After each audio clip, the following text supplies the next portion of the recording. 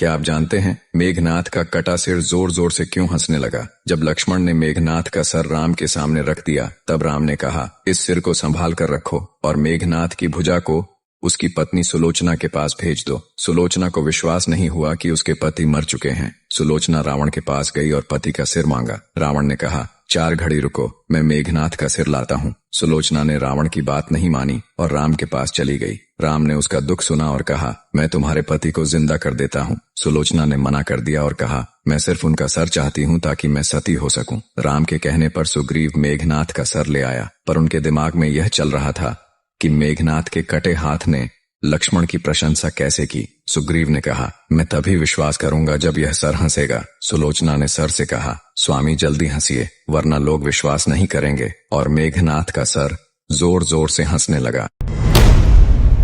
कहा जाता है ये रास्ता स्वर्ग की तरफ जाता है और स्वर्ग में जाने के लिए सबसे पहले एक कुत्ता यानी कि स्वयं धर्मराज जी स्वान का रूप धारण करके आए थे।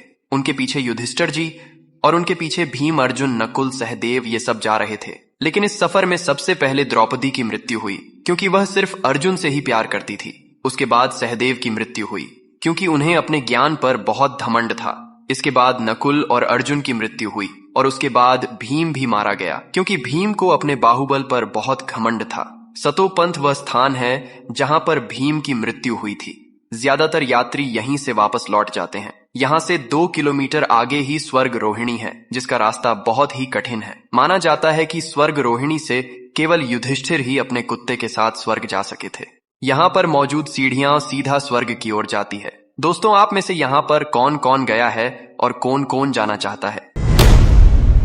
जब कुंभकर्ण के बेटे भीमासुर को यह पता चला कि उसके पिता का वध नारायण अवतार श्री राम ने किया है, तब वह आगबुला हो गया और कहता है, मैं प्रण लेता हूँ कि मैं विष्णु को पराजित कर अपने पिता के वध का प्रतिशोध लूंगा। उसके बाद उसने कई वर्षों तक उसने कठोर तपस्या की। भीमासुर की कठोर तपस्या से प्रसन्न होकर ब्रह्मा जी प्रकट होते हैं और उससे वरदान मांगने को कहते हैं। तब वह ब्रह्मा जी से कहता है कि हे ब्रह्मदेव, मुझे आप ऐसा वरदान दीजिए कि मैं अत्यधिक बलशाली बलवान बन सकूं और मुझे विष्णु या उनका कोई भी अवतार पराजित ना कर सके। तब ब्रह्मदेव भीमासुर को तथास्तु कह देते हैं, जिसके बाद भीमासुर बल के घमंड में चूर होकर सभी लोगों में उत्पाद मचा देता है और काम रूपेश्वर नाम के राजा जो भगवान शिव के भक्त थे उनको बंदी बना लिया। तब राजा कारागृह के अंदर ही शिवलिंग बनाकर पूजा अर्चना करने लगे। तब एक दिन भीमासुर ने राजा को शिवलिंग की पूजा करते हुए देख लिया। जब भीमासुर ने यह देखा तो क्रोधित होकर उसने अपनी तलवार से राजा के बनाए शिवलिंग को तोड़ने का प्रयास किया। तभी वहां पर महादेव प्रकट होकर भीमासुर का वध कर देते हैं। देखते हैं कितने लोग महादेव जी के लिए हमारे चैनल को सब्सक्राइब करते हैं।